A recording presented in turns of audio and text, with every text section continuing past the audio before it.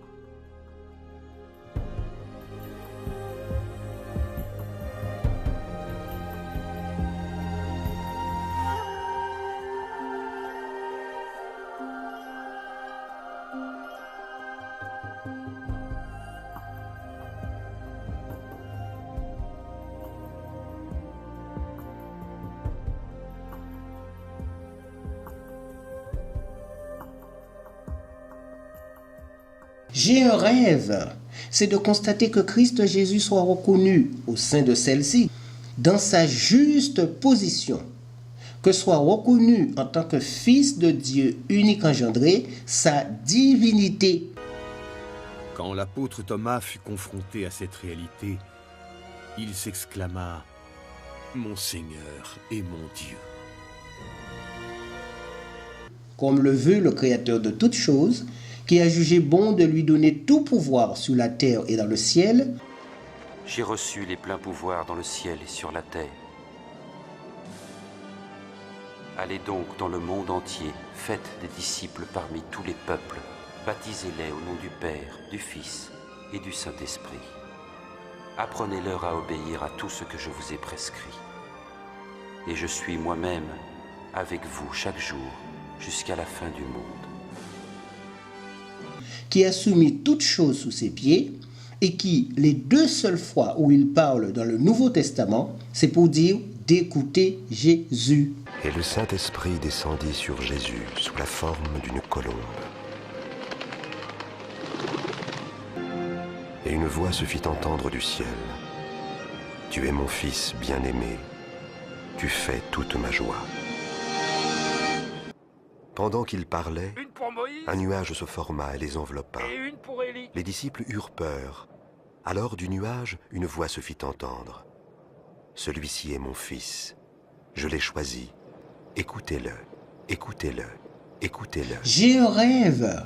C'est que cette communauté apprenne à ses membres à nouer une vraie relation avec Christ, en le sanctifiant dans leur cœur. Cela ne veut pas dire suivre une religion, mais choisir d'avoir foi en Jésus qui dit « Ceux qui acceptent mes commandements et qui les suivent sont ceux qui m'aiment. Mon Père aimera ceux qui m'aiment. Moi aussi je les aimerai et me montrerai à eux. Je suis le chemin, la vérité et la vie. Nul ne peut aller au Père autrement que par moi. Je suis la vigne. Et vous êtes les Sarments. Ceux qui restent unis à moi et à qui je reste uni portent plus de fruits, car vous ne pouvez rien faire sans moi. Je ne prie pas seulement pour eux, mais aussi pour ceux qui croiront en moi grâce à leur message. Je prie afin que tous puissent être un. Père, puisse-t-il être en nous, tout comme tu es en moi et je suis en toi. Puisse-t-il être un, afin que le monde croie que tu m'as envoyé. Je leur ai donné la même gloire que tu m'as donnée, afin qu'ils puissent être un, tout comme toi et moi sommes un. Moi en eux et toi en moi, afin qu'ils soient entièrement un, de sorte que le monde reconnaisse que tu m'as envoyé, et que tu les aimes comme tu m'aimes. J'ai un rêve, c'est que les publications, tours de garde et réveillez-vous, entre autres, de cette communauté ne soient plus truffées d'images subliminales à caractère douteux, mais qui, là encore, rappellent ce fameux groupe occulte pas très catholique. Oups, un peu d'humour ne fait pas de mal. Et là, personne ne peut crier au complot, prétendre que ce sont des montages effectués par des apostats, puisqu'il suffit de prendre les publications concernées pour les identifier.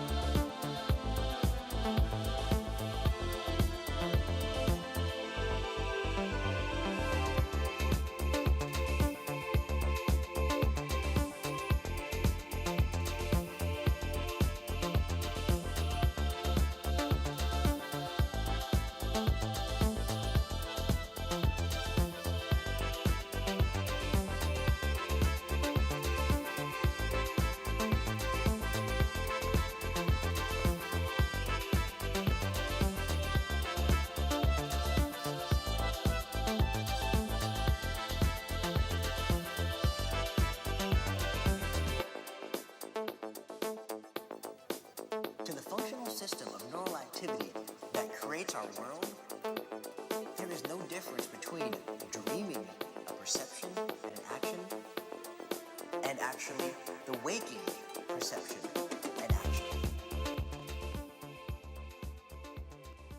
Cela va même dans les films, notamment Qu'est-ce que le vrai amour et Le Paradis, ainsi que les salles de l'organisation, comme le stade des théâtres.